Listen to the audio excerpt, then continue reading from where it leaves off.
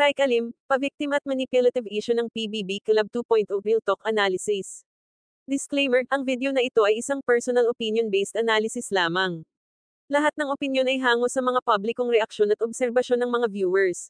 Walang intensyon man ira o maghasik ng hate sa kahit sinong housemate. Kung may isang housemate ngayon sa PBB Club 2.0 na talagang naging sentro ng kontrobersya, walang duda na si Raik Alim iyon. Sa mga nakaraang episodes, marami ang napansin sa kung paano niya hinandle ang issue sa pagitan nila nina Inigo, Anton, at Joaquin at doon nag-ugat ang mainit na diskusyon sa social media. Base sa mga komento ng mga manunood, lumalabas na si Raik ay nakikita bilang isang pa-victim o manipulative na player sa loob ng bahay. Hindi lang dahil sa mga salita niya, kundi sa mismong paraan ng kanyang pagdepensa sa sarili kapag nakukorner sa isang sitwasyon.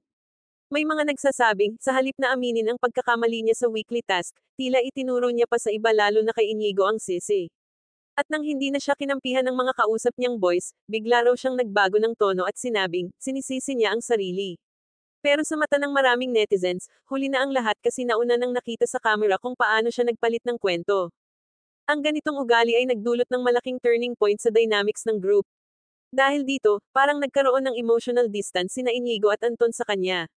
Nakita rin ng viewers kung paano si Joaquin, sa kabila ng gulo, nanatiling kalmado at ginamit ang maturity niya para maging peacemaker.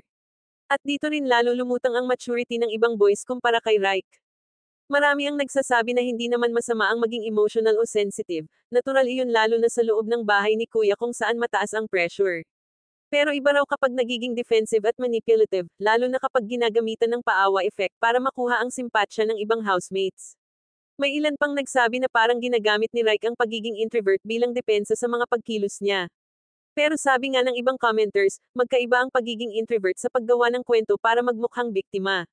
Sa ganitong punto, mukhang marami ang naniniwala na kailangan ni Raik ng self-reflection hindi para husgahan siya, kundi para makita niya kung paano siya nagmumukhang mali sa paningin ng ibang tao. Ang isa pang nakikita ng mga viewers ay ang tendency ni Raik na idamay ang iba sa personal niyang issue. Tulad na lang nung nadamay si Anton sa gulo niya kay Inigo. Maraming nanonood ang nalungkot, kasi noong una raw, close si Raik at Anton, pero dahil sa maling interpretasyon at name dropping, biglang nagkaroon ng awkwardness sa pagitan nila. Sa kabilang banda, may ilan ding viewers na nagsasabing baka si Raik ay nahihirapan lang magpaliwanag ng emosyon niya. Posibleng gusto lang niyang maiparinig ang side niya, pero dahil hindi maayos ang pagkakabigkas, lumalabas tuloy na siya pa ang nagmamanipula. Ito'y isang magandang punto na dapat ding pag-isipan ng mga housemates, minsan kasi, hindi intensyon ang problema kundi delivery. Ngunit sa reality show tulad ng PBB, perception is reality.